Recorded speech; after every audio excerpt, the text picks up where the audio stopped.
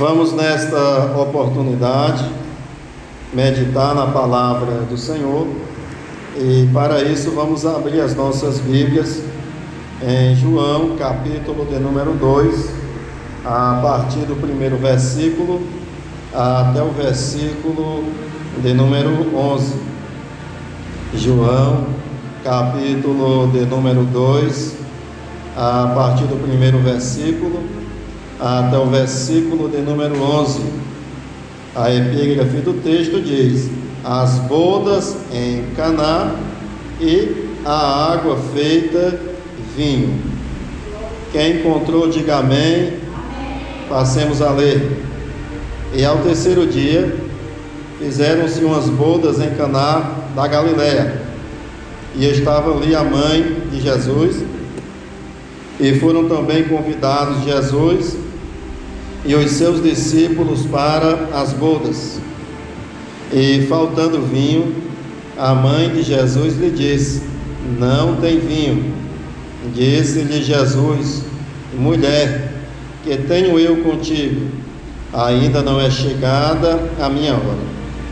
Sua mãe disse aos empregados: fazei tudo quanto ele vos disser. E estavam ali postas 6 talhas de pedra para as purificações dos judeus, e em cada uma cabiam 2 ou 3 metretas. Disse-lhes Jesus: enchei de água essas talhas. E encheram-nas até em cima. E disse-lhes: tirai agora e levai ao mestre-sala. E levaram.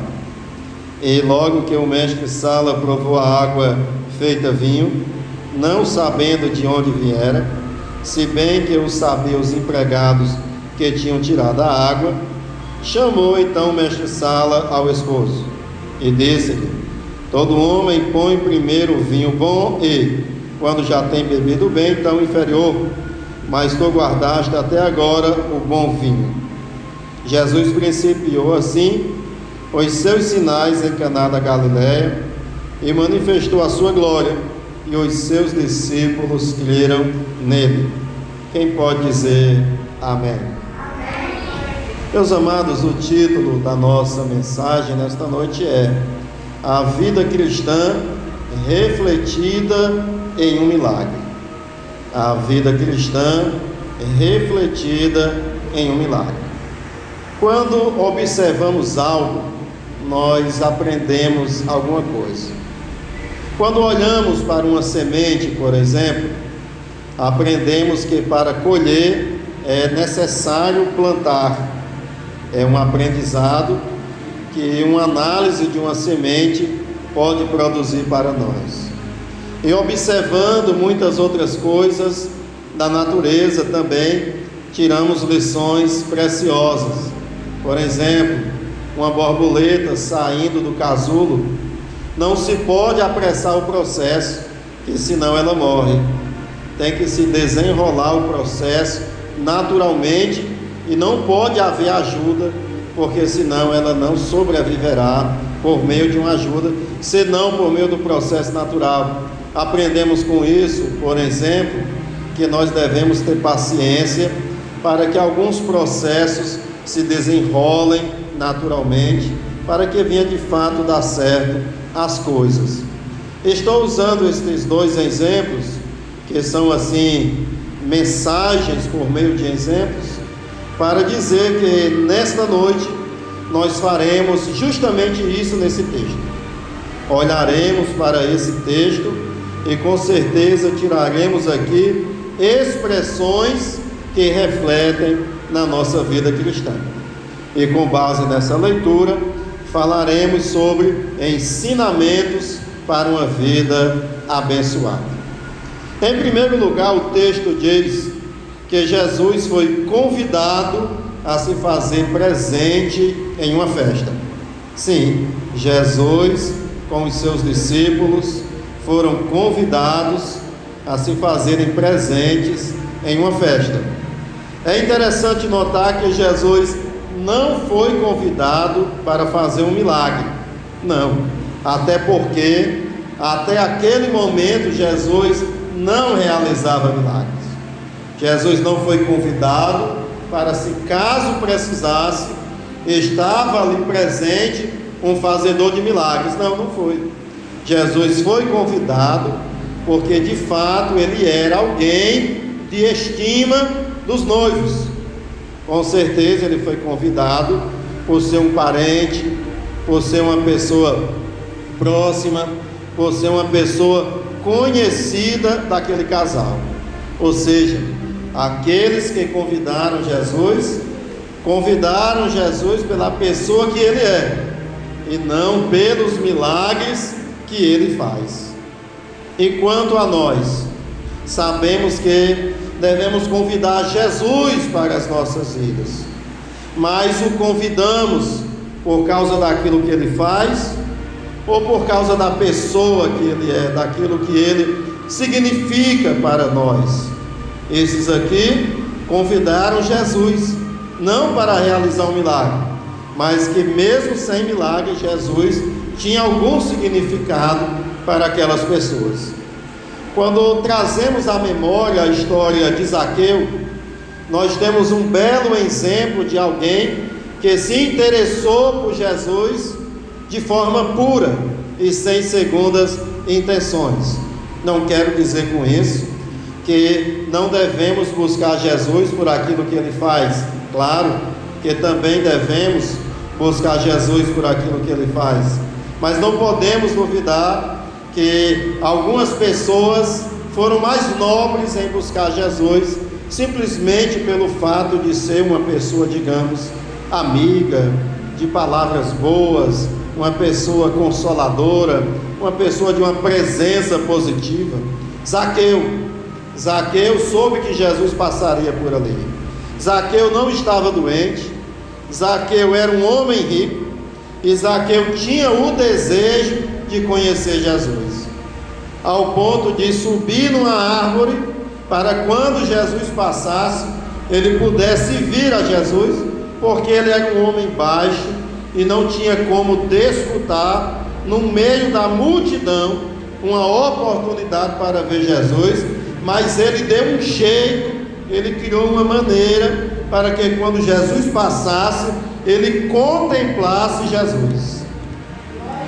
E sabe o que é que eu percebo nisso também? Que Jesus, ele se agrada de pessoas assim, porque ele disse para Zaqueu: Zaqueu, desce depressa, porque hoje me convém pousar em sua casa. Era como se Jesus falasse: olha que interessante o interesse deste homem pela minha pessoa. Ele não está doente, ele tem riqueza, mas ele quer me conhecer. Jesus, uma vez, ele censurou seguidores, dizendo: vocês me procuram por causa do pão que eu multipliquei. E ele também censurou: vocês me procuram porque vocês querem que eu vos cure. Jesus queria de fato ser procurado por algo além. E que algo além era esse? Aquilo que ele tinha para oferecer à alma, pois a alma de fato é o que mais importa para Deus. No Evangelho de João, os milagres são chamados de sinais, porque os milagres eram uma evidência de que Jesus é o Filho de Deus e por assim também o Salvador do mundo, que nos leva para o céu. Era por isso que Jesus realizou milagres, para fixar a mensagem, para dar credibilidade à mensagem de que Ele é o Salvador do mundo. Então nós devemos desejar e convidar Jesus para se fazer presente em nossas vidas. Devemos desejar e convidar Jesus para se fazer presente em nossas vidas. Nós sabemos que Jesus, ele é a expressa imagem da pessoa de Deus. Em Jesus nós vemos Deus. Nunca ninguém viu a Deus, e Deus então se revelou no Filho. A humanidade viu a Deus quando a humanidade viu a Jesus, porque Jesus é Deus. E sabe o que é o bom de trazer Jesus para as nossas vidas? convidar Jesus, desejar a presença de Jesus para as nossas vidas, é que a presença de Deus produz alegria. O Salmo de número 16, versículo 11 diz: far-me-ás ver a vereda da vida, na tua presença há abundância de alegria. Irmão Isaac, então o irmão disse que nós deveríamos ter assim uma busca por Jesus, que não fosse interesseira, mas simplesmente assim desejar a presença de Jesus, assim como aqueles desejaram por ser Jesus da estima deles. E agora você está dizendo que um motivo de buscarmos a presença de Jesus é que Ele nos dá alegria. Vamos lá. Ninguém gosta da presença de pessoas desagradáveis. Nós só gostamos da presença de pessoas agradáveis. E até tenho certeza que para uma festa nossa de confraternização entre amigos e famílias, jamais convidaremos alguém desagradável. Então Jesus estava bem encaixado no quesito de agradabilidade, porque de fato a presença de Jesus agrada aqueles que de fato procuram alento para as suas almas. E a presença de Jesus com certeza traz alegria. Mas deixa eu dizer algo também: a alegria é a finalidade última de todo ser humano. Como assim? Nós seres humanos fomos criados com um objetivo supremo, com um propósito supremo. E o que é, irmão Isaac? É nos alegrarmos em Deus, é estarmos alegres em Deus, é estarmos satisfeitos em Deus, é dizermos: Deus, eu não tenho nenhum bem valioso além de Ti. Então a presença de Jesus nessa festa reflete a importância da presença de Jesus em nossas vidas. Em segundo lugar, o texto diz que Maria falou para Jesus que estava faltando vinho. Naqueles dias era muito vergonhoso faltar vinho em uma festa de casamento. Inclusive havia uma certa burocracia no casamento, uma certa burocracia assim jurídica, sabe? Porque o noivo pagava um dote para os pais da noiva, porque estava tirando aquela moça ali daquela casa, tinha uma compensação em dinheiro. E se na festa de casamento faltasse vinho, o noivo poderia até ser processado de alguma maneira, alguma acusação poderia ser levada contra ele aos juízes. E em todo caso era inadmissível que faltasse vinho em uma festa de casamento. Então naquele momento estava faltando vinho. Imagina, nos dias de hoje, o vergonhoso é faltar comida, não é? Você está numa festa, a comida não deu para todo mundo, é de fazer muita vergonha.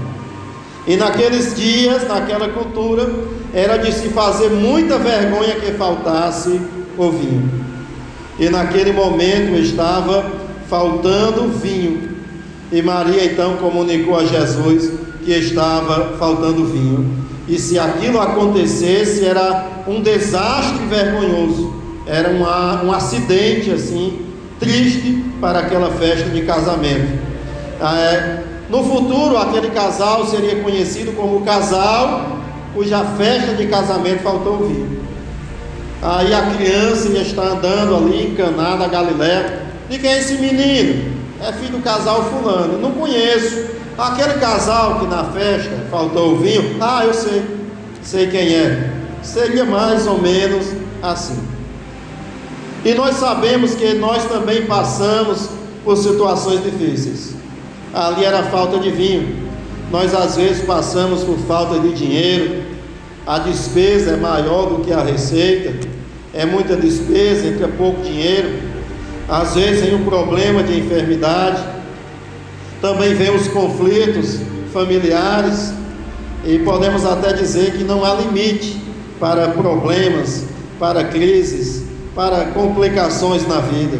E então, assim como Maria, devemos comunicar a Jesus os problemas da nossa vida. Se você observar, Jesus deixa bem claro que não era problema dele a falta de vinho. Você percebe isso?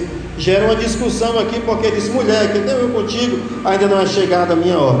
O termo mulher não é um termo desmerecido, é o mesmo que dizer nobre senhora, que inclusive Jesus também chamou Maria de mulher quando estava na cruz, e falou de forma honrada também. Mas o que foi que Maria conseguiu ali? Maria conseguiu naquele momento envolver Jesus no problema dela, e nós temos este privilégio de podermos envolver Jesus nos nossos problemas pessoais. Temos problemas? Temos, mas vamos envolver Jesus aí nesses problemas, que com certeza Ele vai colocar a mão abençoadora dele. Eu conheço a história de uma mulher que o filho dela ficou assim depravado na bebida alcoólica por causa de uma decepção amorosa, e ela, desesperada, não sabia o que fazer, e não era crente. Mas no seu desespero ela entrou numa igreja evangélica e envolveu Jesus no seu problema. Hoje ela serve a Deus, os filhos quase todos, é uma bênção, porque quando nós envolvemos Jesus, Ele entra com providência na nossa causa. Então aqui nós vemos o reflexo da vida cristã no ato de Maria confiar a Jesus uma difícil situação. Passamos por situações difíceis, pois vamos confiá-las a Jesus.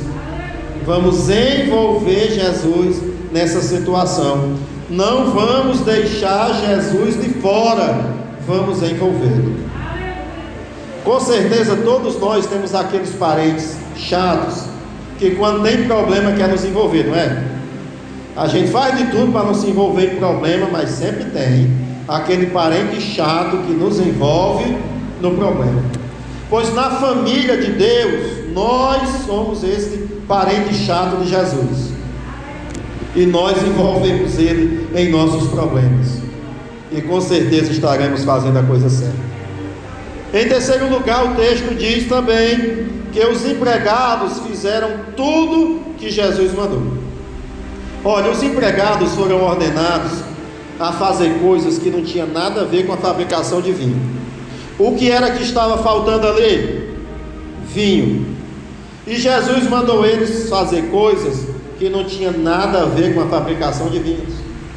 Jesus mandou que eles enchessem lá os depósitos de água. Deixa eu dizer uma coisa para você: vinho não é feito de água, vinho é feito de suco de uva, que também não é colocado em qualquer vasilhame, mas em vasilhames lacrados para preservação, porque também causará a fermentação. Porém Jesus diz: encha aqui esses vasilhames de água. Eles obedeceram, mas foi esquisito, não foi? Porque ali não tinha como fabricar vinho a partir daquele processo. Mas escute aqui, mas é porque existem duas maneiras de se fazer as coisas. Existe a maneira natural e existe a maneira divina, que é sobrenatural. É que existem os caminhos humanos e existem os caminhos de Deus. Existem os processos processados humanamente e existem os processos processados divinamente pelo próprio Deus. Mas observa que eles fizeram o que Jesus mandou, e nós também devemos fazer aquilo que Deus nos manda, mesmo que o método de Deus não seja um método comum. Ah, Deus, não é assim que eu faço vinho, mas dessa vez vai ser assim. Ah, Deus, não é dessa maneira que se resolve isso. Deus fala: faça isso, que será dessa maneira que vai dar certo. Por exemplo, quando Deus enviou uma grande seca em Israel e Elias estava com muita fome, Deus então disse para Elias: vai a uma cidade chamada Sarepta, que era fora de Israel, no país chamado Sidom, e lá se achegue a uma viúva, que ela vai lhe dar de comer. Aí você, deixa eu dizer uma coisa para você: viúva e órfão e mendigo naquela época tinha quase o mesmo status. órfão, viúva e mendigo. Porque a viúva, a não ser que fosse uma família muito rica, ela ficaria abandonada sem nenhum sustento. E Deus então diz para Elias: procure uma viúva para o seu sustento. Isto não é um método convencional, não é um método comum. Qual seria o método comum? Se achegue na casa de uma pessoa abastada, diga que você é profeta de Deus, que faz a minha obra, vive do ministério, e ali você receba o que for mister para sobreviver. Não, mandou ir na casa de uma viúva pobre. E quer saber o resultado? Não faltou farinha na panela e nem azeite na botija. Deus proveu o necessário para aquela viúva sustentar o profeta Elias e também a sua casa. Uma vez cobraram o imposto de Jesus. Cobraram. Sabia que Jesus já foi cobrado? Jesus já foi cobrado. E não cobraram nem diretamente a ele, ainda mandaram foi recado. Pedro, por que o seu mestre não paga o imposto? Pedro disse: eu vou saber agora. Na verdade, Pedro disse: não, ele paga. Quando ele foi chegando, Jesus já disse: Pedro, é o seguinte, leva o anzol, pesca um peixe, e dentro dele vai estar uma moeda de prata, que é um estáter, e você pega essa moeda, paga o meu imposto e o seu. Agora me diga, irmão, a gente tira dinheiro no caixa eletrônico, é do banco, é da mão do patrão quando prestamos um serviço, alguém que nos presenteia, mas Jesus disse: vá tirar da barriga de um peixe. Então percebemos que Deus tem meios que não são convencionais, que não são semelhantes aos nossos. E o que aprendemos com isso? Aprendemos que devemos obedecer, mesmo que não venhamos entender no momento, mas com certeza veremos o resultado, porque Deus não deixa a palavra dele cair por terra. Deus não deixa a palavra dele voltar vazia. Se Deus está dizendo: vá pedir comida na casa de um pobre, é porque esse pobre tem comida para lhe dar. Na verdade, eu até acho que é mais fácil adquirir comida mesmo na casa de um pobre. Uma vez eu ouvi uma meme, meme é aquelas fotos que postam nas redes sociais. Você chega na casa de um rico, não lhe oferece nem um copo d'água. Você chega na casa de um pobre, lhe dão água, lhe dão café, lhe dão bolo, lhe dão muda de planta, e você ainda leva 2 filhotes de cachorro. Não é? Mas é mais ou menos isso mesmo.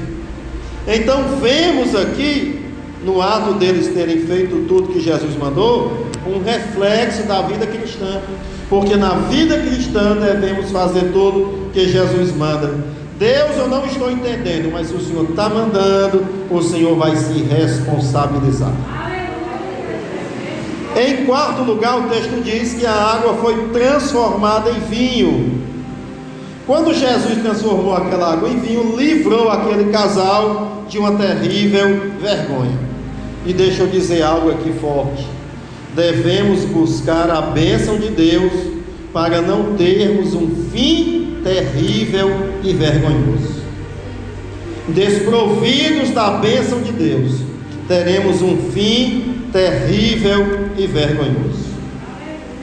Deus transformou água em vinho, significa dizer que Ele tem poder para transformar as coisas em nossas vidas. E quando Ele transforma algo em nossas vidas, Ele está nos livrando de alguma coisa. Ele transformou água em vinho, livrou aquele casal da humilhação. Quando Deus transforma algo em nossas vidas, Ele está nos livrando de alguma coisa. Quando Ele transforma o nosso pranto em alegria, Ele está nos libertando de uma vida amargurada. Quando Ele transforma o nosso desespero em esperança, Ele está nos guardando de uma vida que não tem sentido, de uma vida que não tem propósito. Então, quando Ele transforma, Ele nos livra de algo. Por exemplo, quando Deus nos transforma de perdidos em novas criaturas, Ele está nos livrando da condenação eterna. Quando Ele nos separa do mundo para Ele nos livra da tristeza que há no mundo e nos coloca na presença dEle, onde há também abundantes alegrias. Então Deus quer transformar as nossas vidas para nos livrar da ruína existencial, porque uma vida sem a bênção de Deus está fadada à ruína existencial. Então, na transformação da água em vinho, vemos também aqui um reflexo da vida cristã. Como cristão, temos o privilégio de desfrutar de uma relação com Deus, e nessa relação Ele trabalha de modo sobrenatural em nossas vidas.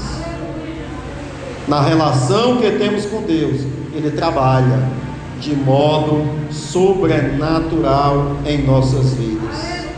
Sabe o que é o mais sobrenatural de Deus em nossas vidas? O mais sobrenatural de Deus nas nossas vidas é a alegria no Espírito Santo. É a maior felicidade, é o maior propósito. Não há nada superior a isso. É tanto, voltando a Zaqueu, Zaqueu tinha tudo, mas tinha um vazio de Deus. Ele encontrou com Jesus e então o vazio foi preenchido. Alguém diz que nós temos um vazio do tamanho de Deus. É mentira, porque se nós tivéssemos um vazio do tamanho de Deus, Deus seria pequeno. Mas é verdade que nós temos um vazio que somente Deus pode preencher. Porém, quando Ele preenche, ainda sobra Deus para tudo que é lado, porque Ele é muito maior do que o nosso vazio. Aquele que tem Deus, ele não só fica cheio de Deus, ele também transborda de Deus em sua vida, porque Deus é maior do que nós. Então o apelo desta noite é que venhamos envolver Jesus no nosso viver, fazer o que Ele nos manda e assim desfrutar de uma vida agraciada por Ele. Amém? Que Deus em Cristo nos abençoe, que esta palavra venha ficar retida em nossos corações, para estarmos sempre confiantes e se relacionando com Deus de forma bíblica.